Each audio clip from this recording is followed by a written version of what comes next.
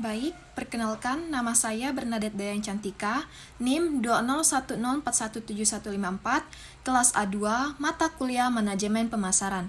Baik, di sini saya akan menjawab pertanyaan-pertanyaan yang dari forum Simple. Yang pertama itu adalah bagaimana cara saya memahami strategi pengembangan produk, yaitu adalah dengan meningkatkan produk yang sudah ada. Nah, strategi ini dilakukan dengan cara membuat produk baru dan produk lama yang sudah ada sebelumnya, kemudian dimodifikasi dan disesuaikan dengan keinginan pasar. Nah, pengembangan produk itu adalah strategi dan proses yang dilakukan oleh perusahaan dalam mengembangkan produk, memperbaiki produk lama, atau memperbanyak kegunaan produk ke segmen pasar yang ada dengan asumsi pelanggan menginginkan unsur-unsur baru mengenai produk. Nah, tujuan perusahaan melakukan pengembangan produk yaitu adalah untuk memberikan nilai maksimal bagi konsumen dan memenangkan persaingan perusahaan dengan memilih produk yang inovatif. Produk yang dimodifikasi serta mempunyai nilai yang tinggi baik dalam desain warna, ukuran, kemasan, merek, dan ciri-ciri lainnya. Nah, jenis-jenis pengembangan produk yaitu adalah pertama, memperbaiki produk yang sudah ada sebelumnya dengan cara perusahaan tidak akan mendapatkan resiko yang besar sebab mereka hanya perlu melakukan perubahan secara menyeluruh. Yang kedua, memperluas lini produk dengan cara menambah item pada lini produk yang sudah ada.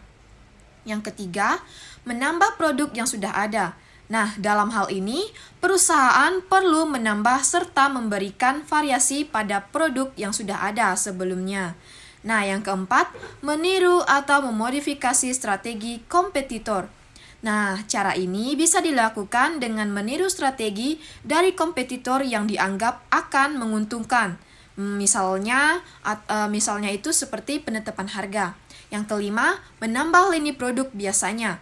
Perusahaan akan membutuhkan dana yang cukup besar dalam proses pembuatan produk baru yang tidak berkaitan dengan produk yang sudah ada. Nah, selanjutnya itu adalah tahapan dan proses pengembangan produk. Nah, yang pertama itu penciptaan ide. Tahapan ini adalah tahapan awal bagi kita dalam menentukan produk yang ingin diciptakan. Nah, dalam tahapan ini biasanya kita memikirkan ide tentang produk apa yang ingin kita buat. Yang kedua, penyaringan ide. Pada tahapan ini kita mulai membuat serta menguji ide yang telah terbentuk hingga menjadi sebuah produk yang berkualitas dan sesuai harapan. Nah, yang selanjutnya, pengembangan strategi pemasaran. Nah, pada tahapan ini adalah tahapan kita dalam membuat dan menyusun strategi pemasaran efektif yang dapat digunakan dalam memperkenalkan produk tersebut kepada konsumen. Yang selanjutnya, analisis usaha. Dalam tahapan ini, kita melihat dan menganalisa apakah produk yang telah dipasarkan dapat memperoleh keuntungan atau tidak. Selanjutnya, pengembangan produk. Pada tahapan ini, kita mulai mengembangkan produk yang telah dikonsep menjadi sebuah produk yang sesuai dengan hasil analisis yang telah dilakukan sebelumnya. Yang selanjutnya, market testing.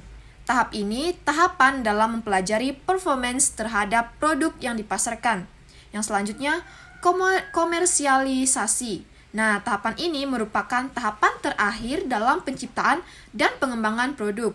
Nah, untuk selanjutnya, saya akan menjawab jawaban dari pertanyaan-pertanyaan dari YouTube yang telah saya tonton. Nah, yang pertama itu, barang konsumsi itu apa sih?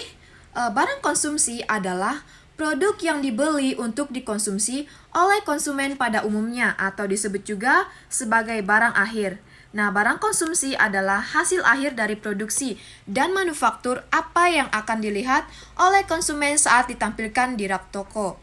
Yang kedua, produk industri. Nah, produk industri ini adalah seluruh produk yang mampu dibeli oleh konsumen agar digunakan sebagai bahan baku untuk selanjutnya bisa diproses menjadi produk yang baru. Nah, yang ketiga, beberapa faktor yang menjadi penghambat dalam pengembangan produk yaitu yang pertama adalah kualitas gagasan pengembangan produk masih kurang baik. Yang kedua, mahalnya biaya proses pengembangan produk. Nah, masalah ini mencakup biaya penelitian dan pengembangan serta biaya pemasaran yang mahal. Yang ketiga, kegagalan produk masuk ke dalam pasar. Yang keempat, pasar yang terbagi-bagi karena persaingan yang ketat serta banyaknya produk substitusi.